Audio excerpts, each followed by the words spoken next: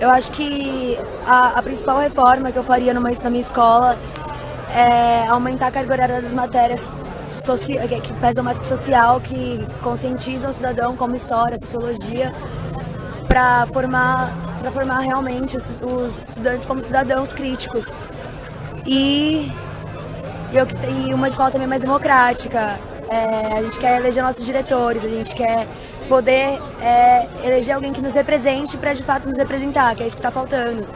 E também abrir espaço para debate, diálogo com toda a escola, né? Com estudantes, professores, corpo docente também, todo mundo.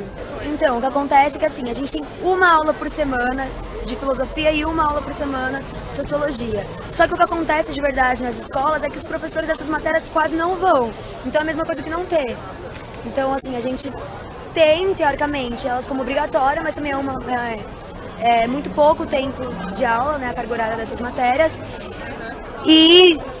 Mas o que acontece na realidade é que a gente não tem essas aulas porque os professores não vão.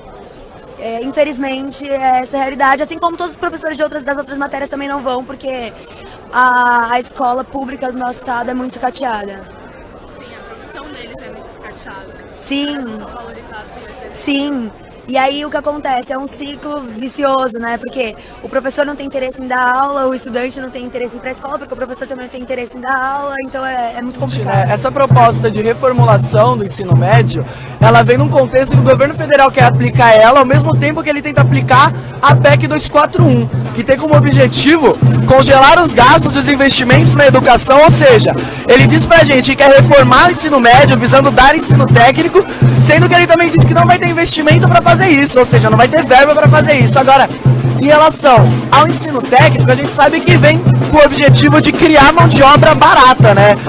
Porque é o seguinte, ele aumenta o número de horas que o estudante tem que permanecer dentro da escola, ou seja, o banco de dados de horas de 1.200 para 1.400 horas, certo? E essa diferença ele pode compensar com estágio, ou seja, trocar conhecimento por trabalho, ele te estimula a trabalhar em vez de aprender. Para além disso, os estágios vão depender das grades que você escolher. Agora eu lanço uma pergunta, quantos estágios vocês acham que vão ter para a área de humanas comparado ao que vai ter para a área de exatas? Fazendo assim como os estudantes optem pela área de exatas e deixem de criar pensamento crítico, deixem de criar uma opinião cidadã sobre a sociedade, né? E ainda o governo ele vem com uma desculpa em relação a isso, porque ele diz o seguinte, não, mas aí quando você terminar o terceiro ano, você vai ter a opção de cumprir outra grade. Só que eu que sou estudante secundarista, eu sei que é o seguinte, eu terminar o terceiro ano, a vida vai me obrigar ou ir para uma faculdade ou ir trabalhar. Entendeu? Então é uma falsa esperança de uma melhora que o governo está nos dando, né?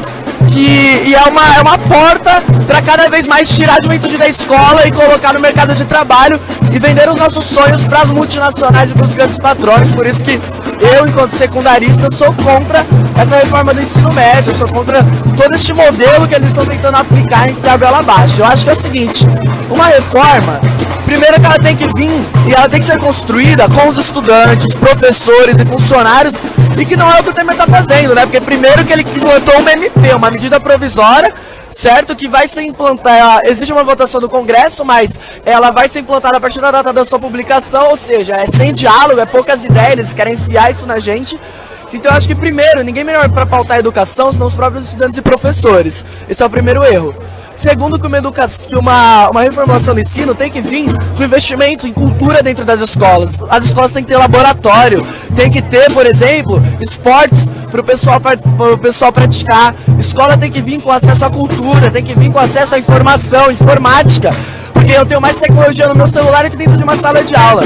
E essa MP não prevê isso. Essa MP prevê colocar mais do mesmo, sucatear o que a gente tem e cada vez mais entregar os brasileiros, os sonhos da juventude para as multinacionais e para os grandes barões das indústrias norte-americanas e das grandes indústrias do nosso país. Então por isso que eu sou contra.